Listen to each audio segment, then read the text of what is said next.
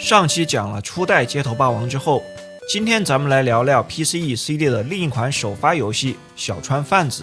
如果非要歸類的话，這是一款用文字冒險的形式呈現的互动影游。当年的偶像小川贩子为本作代言，並擔當遊戲內的角色演出。這種類型的遊戲在當年並不多，但更早的時候也有過。在我的紅白機系列專題裡就介紹過幾款。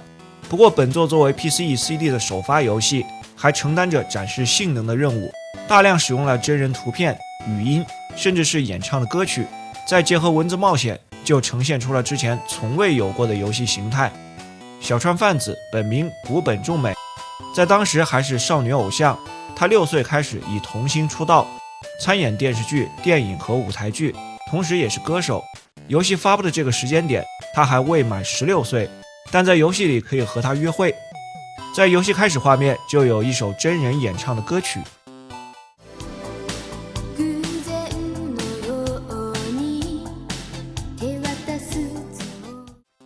進入到遊戲內，先給自己取名字，接着呈現主角的日記。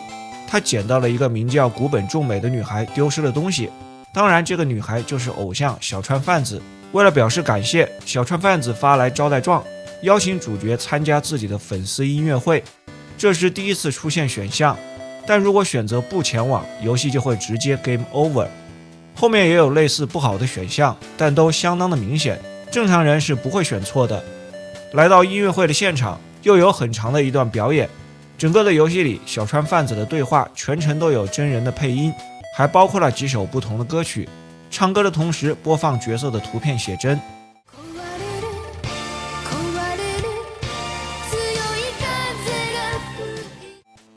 表演結束後，經紀人找到主角，將他帶到後台，並告知次日可以和偶像共度一整天。在約會的當日，能選擇前往4個不同的地點，前往元素購物，在服裝店買衣服，主要是收集不同服裝的寫真；前往澀谷吃東西，有一個菜單的轉盤，根據轉盤的內容呈現吃東西的圖片；前往六本木，唱歌跳舞，再次播放一首原唱的曲目；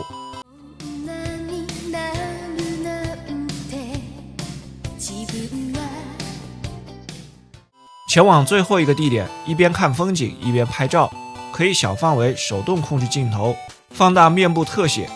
一天的約會結束後，夜幕降臨，準備離開時卻突然下起了大雨，於是趁機來到偶像的家裡。在公寓裡能做一些事情，情況似乎正朝着你所想象的方向發展，但作為第一方首發 CD 的遊戲，是不可能這麼大膽的，而且女主角還是未成年。這裡會問一些關於偶像的問題，像是生日、血型等內容，如果全部答對，解鎖一首新的歌曲。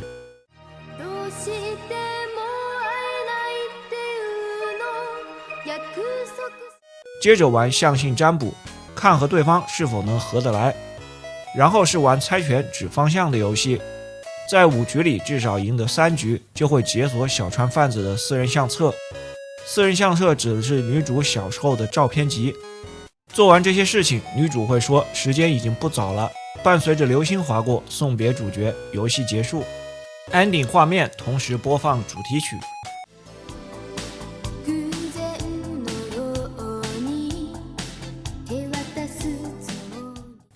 整個的流程下來，把錯誤選項的時間都算進去，也就半個多小時，其中5首歌曲又佔據了1半以上的時間。可以控制的選項並不多，也沒有分支，最後經歷的內容都是一樣的。從遊玩的角度來看，幾乎沒有什麼遊戲性和重複的價值，但作為展示性能的一部作品，加上偶像的全程演出，在將近40年前絕對算得上新奇的音畫體驗。如果是女主角的粉絲，就更加無法拒絕了。